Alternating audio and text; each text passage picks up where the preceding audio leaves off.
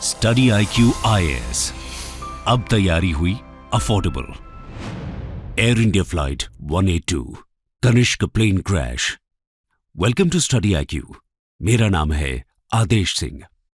यात्रीगण कृपया अपनी कुर्सी की पेटी बांध लीजिए। अब हम उड़ान भरने जा रहे हैं। फ्लाइट अटेंडेंट के इस अनाउंसमेंट के बाद कनाडा के मॉन्ट्रियल एयरपोर्ट से एक फ्लाइट टेक ऑफ करती है। फ्लाइट में सवार 329 लोगों ने सोचा भी नहीं होगा कि वो सुरक्षा की पेटी नहीं बल्कि मौत की पेटी बांध रहे थे। किसी ने नहीं सोचा था कि उनका ये सफर जिंदगी का आखिरी सफर होने जा रहा है। उनके जीवन का अंत ऐसी जगह होने वाला है जहां उनकी चीखों को सुनने वाला भी कोई नहीं होगा। जिस एयर इंडिया की फ्लाइट में ये यात्री सफर कर रहे थे उसका डेस्टिनेशन था मुंबई, लेकिन बीच में फ्लाइट को लंदन में हॉल्ट लेना था। इसलिए फ्लाइट ने आयरलैंड के एयर स्पेस में एंटर किया, लेकिन आयरिश कोस्ट के करीब 200 मील की दूरी पर ही एक अनहोनी हो गई। आशंका सही साबित हुई। प्लेन 31,000 फीट की ऊंचाई पर ही फट गया और सीधे समंदर में गिरा। वो शांत गहरा अटलांटिक महासागर उस दिन 329 लोगों के लिए कब्रगाह बन गया। आप सभी के मन में भी वही सवाल आया होगा जो मेरे मन में आया है कि आखिर ये सब कैसे हो गया? इन मासूमों की मौत का जिम्मेदार आखिर कौन है? आखिर उन्होंने ऐसा क्यों किया? आज की इस वीडियो में हम जानेंगे 1985 के एयर इंडिया के उस बॉम्बिंग के बारे में जिसकी चीखें आज भी रह रह कर सुनाई देती हैं। तो चलिए शुरू करते हैं। What happened in 1985? तो दोस्तों, कहानी की शुरुआत होती है साल 1985 से। मनजीत सिंह नाम का एक शख्स दोपहर 3:30 पर कनाडा के वैंकूवर शहर से टोरंटो जाने के लिए एयरपोर्ट पर चेक इन करता है। टिकट कंफर्म नहीं होने पर वो एयरपोर्ट पर मौजूद एजेंट से गुजारिश करने लगता है कि उसे नहीं तो कम से कम उसके सामान को टोरंटो से भारत जाने वाली एयर इंडिया फ्लाइट 182 सम्राट कनिष्क में भिजवा दिया जाए। दरअसल मंजीत के टिकट में नाम M सिंह लिखा हुआ था, जिसकी वजह से उसका टिकट कंफर्म नहीं हुआ था। मंजीत चाहता था कि उसका बैगेज सीधे एयर इंडिया की फ्लाइट में चेक इन कर दिया जाए ताकि टोरंटो में उसे दोबारा परेशानी न उठानी पड़े। लेकिन दिक्कत यह थी कि मंजीत का टिकट वेटिंग पर था। एयरपोर्ट एजेंट जेनी एडम्स ने मंजीत को बताया कि वेटिंग टिकट पर डायरेक्ट बैगेज चेक इन नहीं कर सकती। मंजीत अड़ गया क्योंकि उसका टिकट बिजनेस क्लास में था। इसलिए काफी आनाकानी के बाद एयरपोर्ट पर एजेंट जेनी एडम्स ने चेक इन कराने को राजी हो गया और मंजीत का सूटकेस चेक इन हो गया। इसके बाद मंजीत सूटकेस को चेक इन कराता है और वो आसानी से अपने मकसद में कामयाब हो गया। इस तरह उसका सामान वैंकूवर से टोरंटो जाने वाली फ्लाइट में रख दिया गया था। लगभग 3 घंटे बाद फ्लाइट टोरंटो के लिए रवाना होती है। सिंह विमान में भले ही नहीं था, लेकिन उसका सूटकेस वहां मौजूद होता है। ये फ्लाइट रात 8:22 पर टोरंटो पहुंचती है। इसके बाद टोरंटो से भारत आने वाली एयर इंडिया की फ्लाइट 182 यानी कनिष्क विमान में यात्रियों को शिफ्ट किया जाता है। साथ ही टोरंटो में एयर इंडिया का स्टाफ सामान की चेकिंग करते हुए सामान को भी शिफ्ट करने लग जाता है। लेकिन जैसे ही मंजीत का बैग आता है, इत्तेफाक से एक्सरे मशीन खराब हो जाती है, जिसके बाद एक हैंडहेल्ड स्कैनर से सामान को चेक किया जाता है।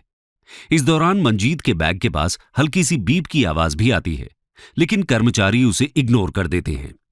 मंजीत का बैग एयर इंडिया फ्लाइट 182 में चढ़ा दिया जाता है। रात 12:15 पर एयर इंडिया की फ्लाइट 182 कनिष्क टोरंटो से उड़ान भरती है और मॉन्ट्रियल के लिए रवाना होती है। इसके बाद यहां से ये विमान लंदन के हीथ्रो हवाई अड्डे के लिए उड़ान भरता है। इस फ्लाइट में कुल 307 यात्री और 22 क्रू मेंबर्स सवार थे, जिनमें से 268 कनाडा के नागरिक थे जो ज्यादातर भारतीय मूल के थे। इसके साथ ही उनमें से लगभग 84 बच्चे थे जो भारत अपने नाती रिश्तेदारों से मिलने जा रहे थे। सब कुछ वैसा ही था जैसा अमूमन एक फ्लाइट के अंदर होता है। विमान करीब 10,000 फीट की ऊंचाई पर आयरिश हवाई इलाके में उड़ रहा था। विमान को लंदन के हीथ्रो हवाई अड्डे पर स्टे कराने के सभी इंतजाम पूरे किए जा चुके थे। प्लेन लंदन के हीथ्रो हवाई अड्डे से करीब 45 मिनट की दूरी पर था और ब्रिटेन के समय के मुताबिक सुबह के 8:16 का वक्त हुआ था कि तभी प्लेन रेडार से गायब हो गया। कंट्रोल रूम ने उसी रूट पर उड़ रहे दो दूसरी फ्लाइट से कनेक्ट कर एयर इंडिया फ्लाइट्स के बारे में पता करने की कोशिश की कि क्या उन्होंने इस रूट पर कहीं भी एयर इंडिया की फ्लाइट 182 को देखा है। इन दोनों फ्लाइट्स के पायलट्स ने जवाब में नहीं कहा। फ्लाइट्स का पता लगाने के लिए सभी तरह की कोशिशें की गई, लेकिन सभी कोशिशें नाकाम साबित हुईं। किसी तरह का कोई जवाब नहीं मिला, जिसके बाद कंट्रोल रूम में बेचैनी बढ़ गई। सभी के माथे पर चिंता की लकीरें साफ तौर पर देखी जा सकती थीं। कुछ ही लम्हों में ब्रिटेन के एक कार्गो शिप के पायलट का कंट्रोल रूम में एक मैसेज आता है। इस मैसेज के मिलते ही हीथ्रो एयर कंट्रोल रूम में अफरा तफरी मच जाती है। खबर चौंकाने वाली थी। दरअसल कार्गो शिप के पायलट ने बताया कि उसे फ्लाइट 182 का मलबा अटलांटिक महासागर में दिखा है। बाद में जांच के दौरान पता चला कि जैसे ही यह विमान आयरलैंड के समुद्री तट पर पहुंचा, तभी उसमें एक तेज धमाका हुआ। इस वक्त यह विमान 31,000 फीट की ऊंचाई पर उड़ रहा था। धमाका इतना जबरदस्त था कि पूरा विमान आग के गोले में बदल गया। इसमें सवार कोई यात्री जिंदा नहीं बच पाया। विमान कागज की तरह टुकड़ों में बिखर चुका था। लाइफ सेविंग जैकेट्स पहने लाशें अटलांटिक महासागर में यहां वहां तैरती दिख रही थीं। डरावनी धाराओं में लाशें हिचकोले खा रही थीं। भारत के 22 क्रू मेंबर्स समेत विमान में सवार 329 लोग समंदर के आगोश में मौत की नींद सो चुके थे। उधर वैंकूवर में 22 जून की दोपहर को यही स्क्रिप्ट दोहराई जा रही थी। अब की एल सिंह नाम का एक आदमी आता है और कैनेडियन पैसिफिक एयरलाइंस में एक दूसरा सूटकेस चेक इन कराता है। यह फ्लाइट टोक्यो जा रही थी, जहां से एल सिंह ने एयर इंडिया की फ्लाइट 301 में एक कनेक्टिंग टिकट बुक करवाई थी। अब की बार भी वही हुआ। कैनेडियन पैसिफिक एयरलाइंस के साथ सूटकेस तो टोक्यो पहुंच गया, लेकिन एल सिंह नहीं पहुंचा। यह सूटकेस भी एयर इंडिया की फ्लाइट में चढ़ा दिया गया, लेकिन यहां एल सिंह से गलती हो गई। कनाडा और अमेरिका में डे लाइट सेविंग चलती है, यानी गर्मियों में घड़ियों को 1 घंटा आगे कर दिया जाता है और जाड़ों में 1 घंटा पीछे। लेकिन टोक्यो में डे लाइट सेविंग का नियम नहीं है, इसलिए जब सूटकेस टोक्यो में बैगेज एरिया में था, तभी उसमें विस्फोट हो गया। क्योंकि टाइमर लगाते वक्त डे लाइट सेविंग का ध्यान नहीं रखा गया, इसलिए वक्त से पहले ही सूटकेस में विस्फोट हो गया। इस घटना में 2 लोगों की जान गई और किस्मत से एयर इंडिया फ्लाइट 301 के सभी यात्रियों की जान बच गई।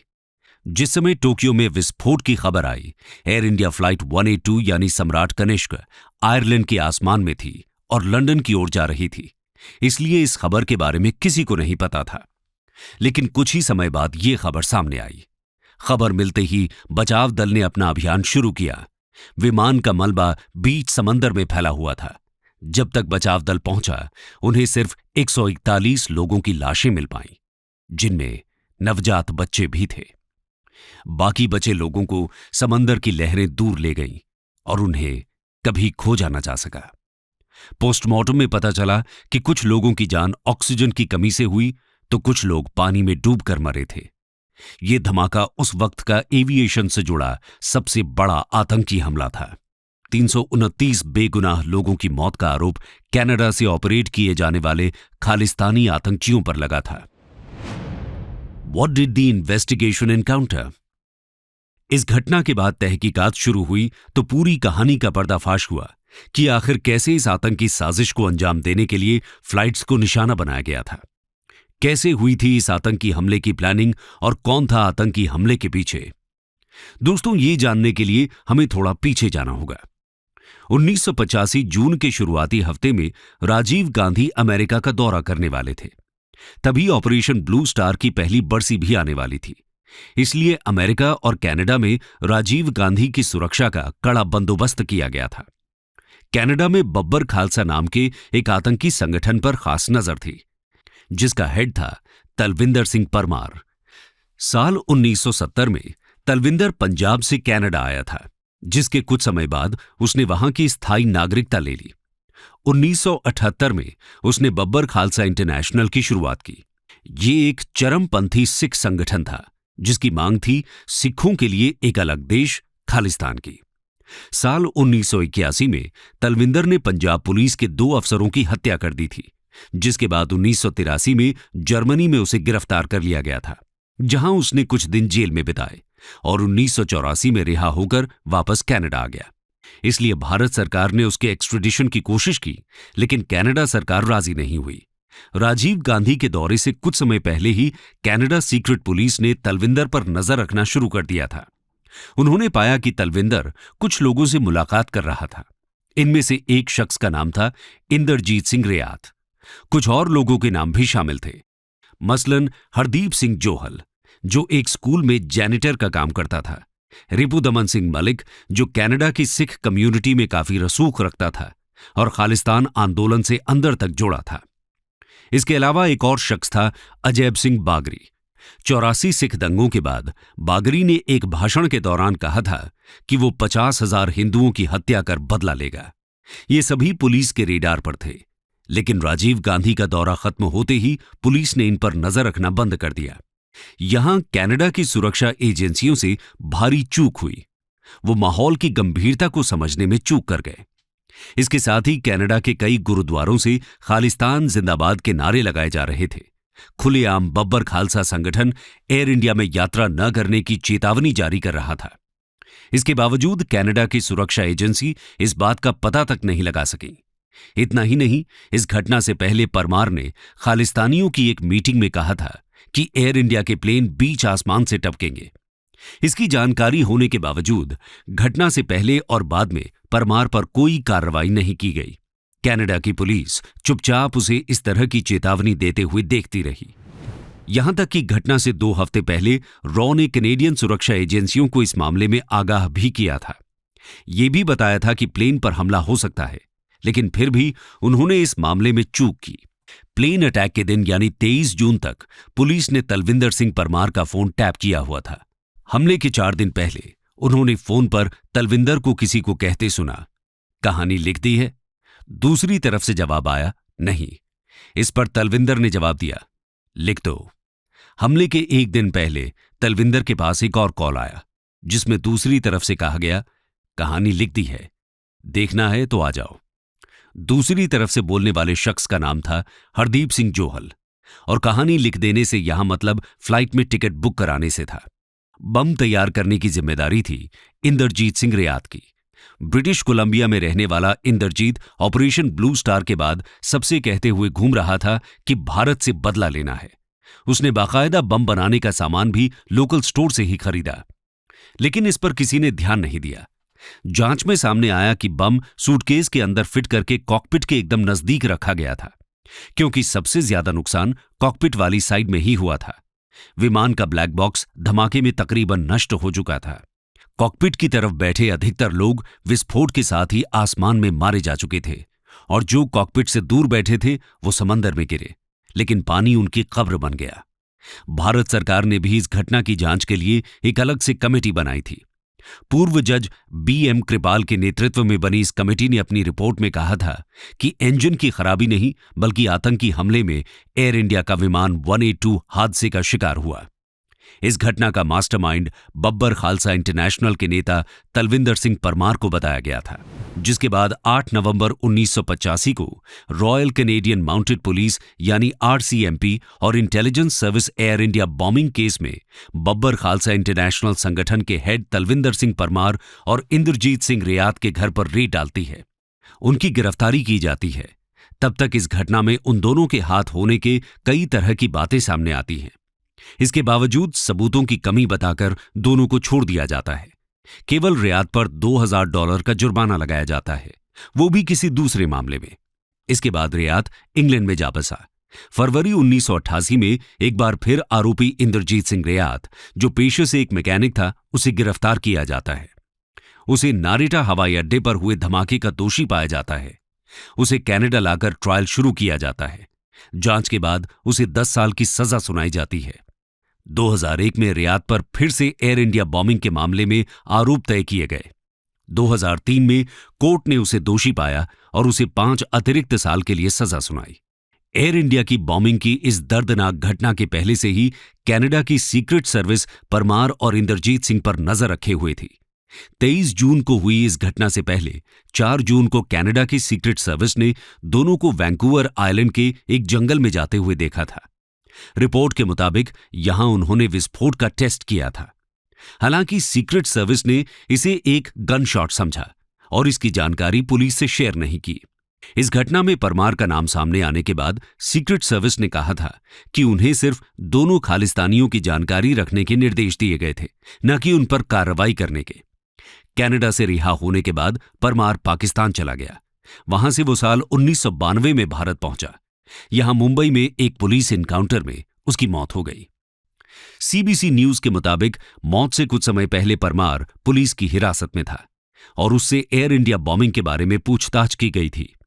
इस घटना ने खालिस्तान चरमपंथियों के बीच एक नई थ्योरी को जन्म दिया। इस थ्योरी के अनुसार परमार भारत का एजेंट था और उसने प्लेन गिराने की साजिश इसलिए रची थी कि खालिस्तान आंदोलन को डिस्क्रेडिट किया जा सके, जबकि भारत में जैन कमीशन ने अपनी रिपोर्ट में पाया था कि परमार कई बार राजीव गांधी की हत्या का प्लान बना चुका था। साल 2000 में कनाडा पुलिस ने रिपुदमन सिंह नाम के बिजनेसमैन और एक मिल में काम करने वाले अजैब सिंह बागरी को इस एयर इंडिया बॉम्बिंग मामले में गिरफ्तार किया था। इन पर फर्स्ट डिग्री मर्डर के चार्ज लगाए गए। हालांकि 2005 में सुप्रीम कोर्ट के जस्टिस इएन जोसेफिन ने कहा कि उनके खिलाफ पुख्ता सबूत नहीं है, जबकि एफबीआई के इन्फॉर्मर ने बताया था कि घटना के कुछ ही दिन बाद बागरी ने कहा था कि ये काम उन्होंने ही करवाया है। 2006 में कनाडा की सरकार एयर इंडिया बॉम्बिंग में एक पब्लिक इंक्वायरी का गठन करती है। सुप्रीम कोर्ट के रिटायर्ड जज जॉन सी मेयर इसका नेतृत्व करते हैं। वो 2010 में एक 3200 पन्नों की रिपोर्ट जारी करते हैं। वो सरकार और सिक्योरिटी एजेंसी को इसके लिए जिम्मेदार बताते हैं। वो कहते हैं कि सरकारों ने मृतकों के परिवारों के साथ दुश्मनों की तरह व्यवहार किया। कोर्ट ये फैसला सुनाती है कि परमार इस पूरी बॉम्बिंग का मास्टरमाइंड था। इंक्वायरी ने अपनी रिपोर्ट में कनाडा में सुरक्षा व्यवस्था की कमियों को इस घटना के लिए जिम्मेदार ठहराया था। सुप्रीम कोर्ट के पूर्व जस्टिस जॉन मेजर ने 2010 में कहा था कि कनाडा सरकार को इसकी जिम्मेदारी लेने की जरूरत है। जॉन मेजर ने इस हादसे के लिए कनाडा सरकार, रॉयल कैनेडियन माउंटेड पुलिस और कैनेडियन सिक्योरिटी इंटेलिजेंस सर्विस को जिम्मेदार ठहराया था। इंक्वायरी के बाद 2010 में कनाडा की सरकार पीड़ितों से औपचारिक तौर पर माफी मांगती है। इस मामले के आरोपी रिपुदमन की 2022 में गोली मारकर हत्या कर दी गई थी। कंक्लूजन। तो दोस्तों, ये थी वो घटना जो आज भी भारत और कनाडा के बीच एक दीवार की तरह खड़ी है। भारत और कनाडा के खराब होते रिश्ते की नींव इसी घटना के बाद पड़ी थी। भारत की पूर्व प्रधानमंत्री इंदिरा गांधी की चेतावनियों के बावजूद पूर्व पीएम पियरे ट्रूडो की अनदेखी के कारण कैसे एयर इंडिया का यात्री विमान कनिष्क बड़े हादसे का शिकार बना, आज तक कनाडा इस घटना की जांच कभी पूरी नहीं कर पाया और आज तक हादसे के किसी भी आरोपी को सजा नहीं हो पाई है। जब भारत की ओर से सीबीआई ने हादसे की जांच करने की कोशिश की तो कनाडा ने कानून का सहारा लेकर रुकावटें खड़ी की और जांच पूरी नहीं होने दी। दोस्तों, भारत और कनाडा के बीच जैसे जैसे तल्खियां बढ़ रही हैं, एक दूसरे पर बयानबाजी और प्रतिबंधों का दौर भी बढ़ता जा रहा है और साथ ही बढ़ रही हैं कनाडा में रह रहे हिंदू समुदाय की मुश्किलें। ऐसे में भारत सरकार को अपनी डिप्लोमेसी का इस्तेमाल कर इस समस्या को हल करने की जरूरत है। दोस्तों, इसी के साथ हम अपने इस डिस्कशन को यहीं समाप्त करते हैं। इस टॉपिक के यूपीएससी मेन से रेलेवेंस को देखते हुए हम आपके लिए एक क्वेश्चन छोड़कर जा रहे हैं, जिसका जवाब आप कमेंट सेक्शन में दे सकते हैं। Defence modernisation, though for long stated aim, must be taken up with priority. Analyze. Study IQ IAS. अब तैयारी हुई अफोर्डेबल।